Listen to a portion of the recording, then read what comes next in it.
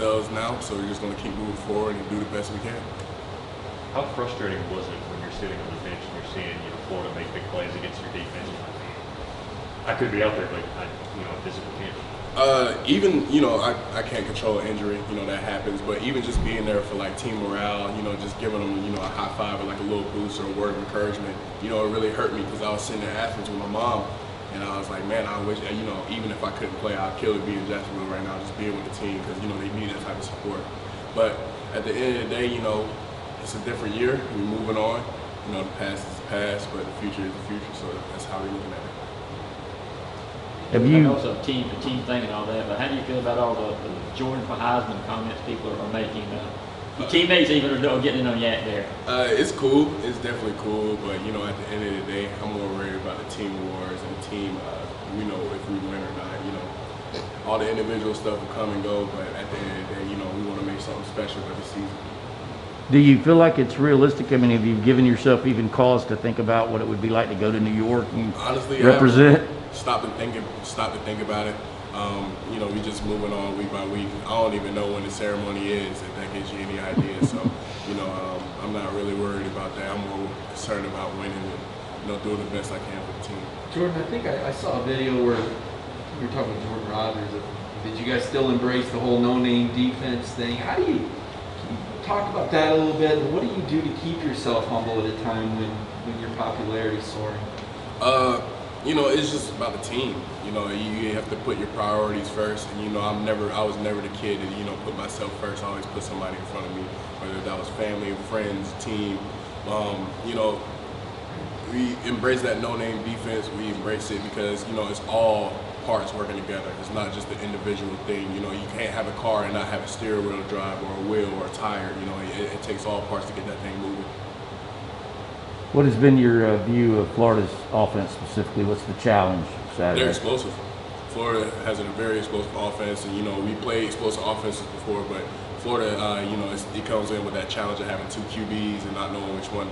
But we have a scheme for both. We have a scheme for everybody. So we just go in there and hopefully we stop and contain them, and we do our best. What do you notice is the difference between those two quarterbacks?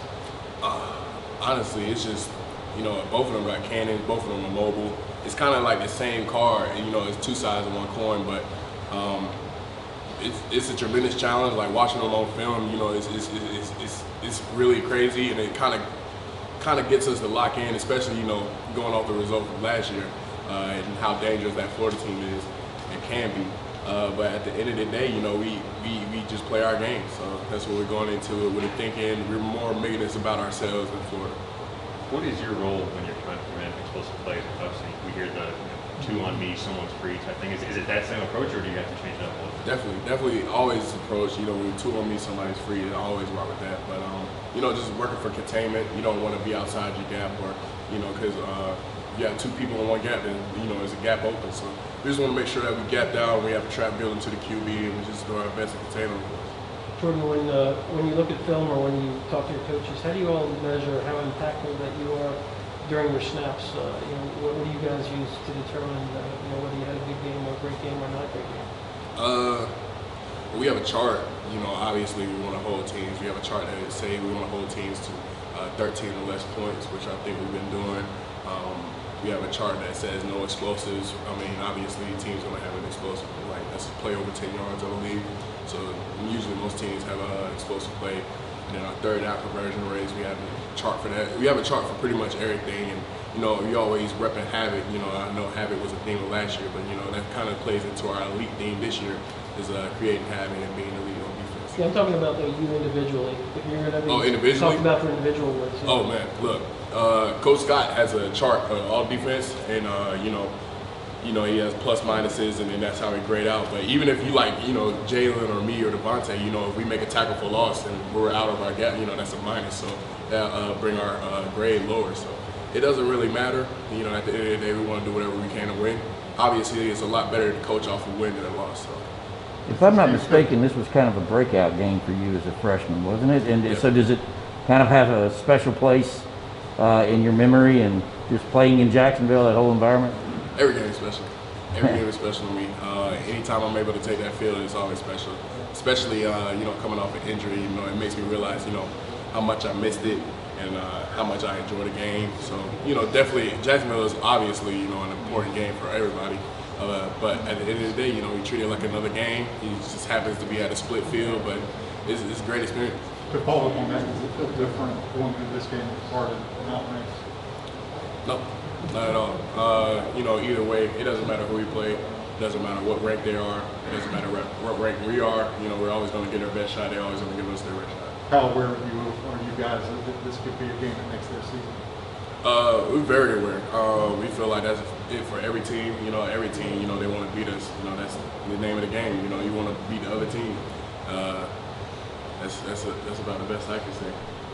Yeah, Jordan, a lot of players have talked in the past about this game and that scene as you're driving into the game, as you guys are on the bus. Have you ever noticed that? What's it like, kind of coming over that bridge and seeing everything for that game? Jacksonville is beautiful. That scene going over the bridge and going into the stadium is definitely unmatched.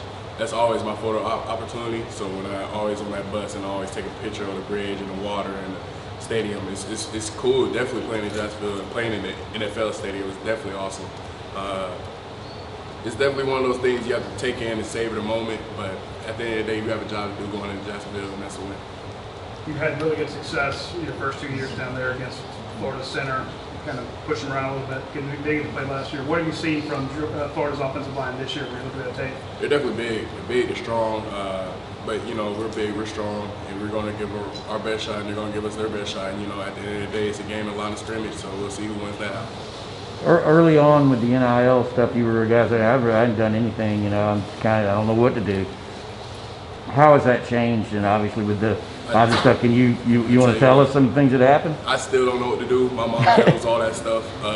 So anything you see, just know it's been ran through my mom. It's been washed. It's been rinsed out. So anything that you see me doing, my mom has definitely had a big hand in it. Should having a few days off from practice give you a chance to watch any baseball? Definitely. Chop on Braves, we root for them. Definitely pulling for them in the World Series. That would be crazy to experience that. Hopefully I get to catch a game on Sunday or something. But, go Braves. You ever play baseball? I didn't play baseball, but I always watched it. You were at game 2 of the Game 2, yeah. And then I came to a regular season game. What was that experience like being in the house for that? It was cool. It's cool. My roommate has a season ticket, so anytime he has an opening, I'm always down to go unless I practice or tutoring or something. But I just started getting into Atlanta baseball. I've always been a fan of the Charlotte Knights, but obviously we're not in MLB. But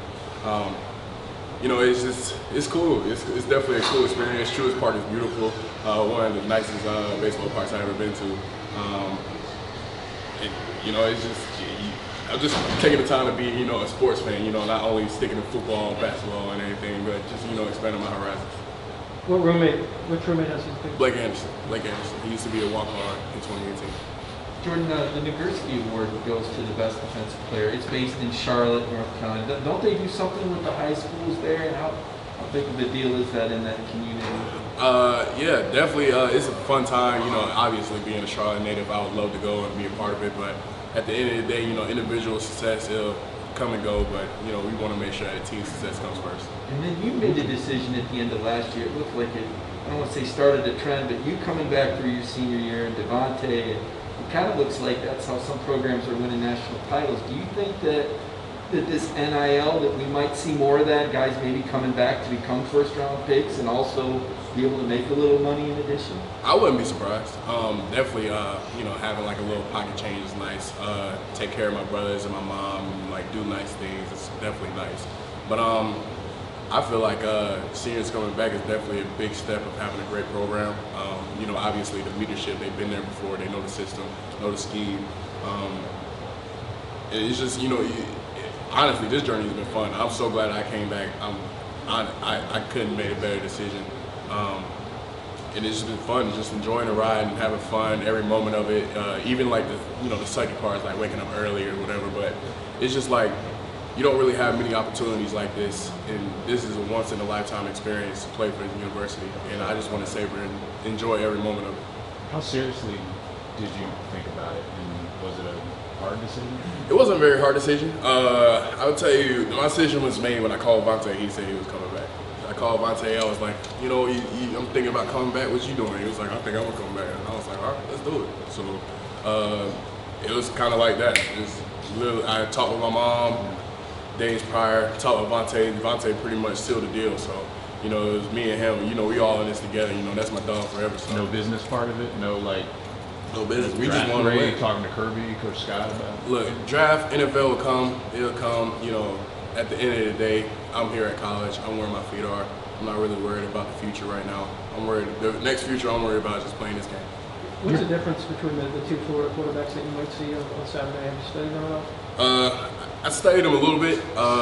You know, this bye week, we've been focusing on ourselves, and you know, just been trying to rest and you know, not get away from football, but like you know, take a little break and enjoy life. But definitely going to get in the film room. I know they're both athletic, they're both fast. So Emory Jones been there for a minute, so I know he's got a ton of experience and he's ready to play. Okay, we have time for 2 more questions with Jordan. Speaking of Devontae, you're probably unaware there's a pretty good argument going on. Like, who is the best defensive lineman at Georgia? You guys are all kind of different, and like Jalen Carter does a lot of different stuff. Right. Is this a competitive endeavor between you guys? Absolutely not. And how would you resolve it if you were asked to rank or to explain? It is up to the people. But between us, you know, it's all love, and we just want to play. We just want to ball out. We want to see each other win. I can tell you, Devontae Wyatt and Jalen Carr are some dogs, and they're some beasts. And every time they make a play, I get extremely happy. So it's no like competition. It's no, you know, it doesn't matter. Any of us can start on any given game. We will have no problem with it. If Jalen starts over me, I'll be the happiest guy in the world because you know, at the end of the day, he deserves it. He balls out. He's a great player. Devontae's a great player too, and you know, those are my brothers, so there's never really any type of conflict or competition with them. Jordan, along those same lines, what is it that Devontae does or Jalen does or Trayvon does that allows you to be so good? Look, they're pass rush specialists. Jalen's brute force strong. He's stronger than me. So Jalen can squat more than me. Devontae, he's fast. He's quick off the get off. So everybody has a different skill set. And I think we complement each other very well, especially on the depth of the D-line. And that's one thing that we preach about defense, that we have a lot of depth, so we can play any player and still go out there and win. So that's one of our, our attributes that we like to have. Okay, that's all today.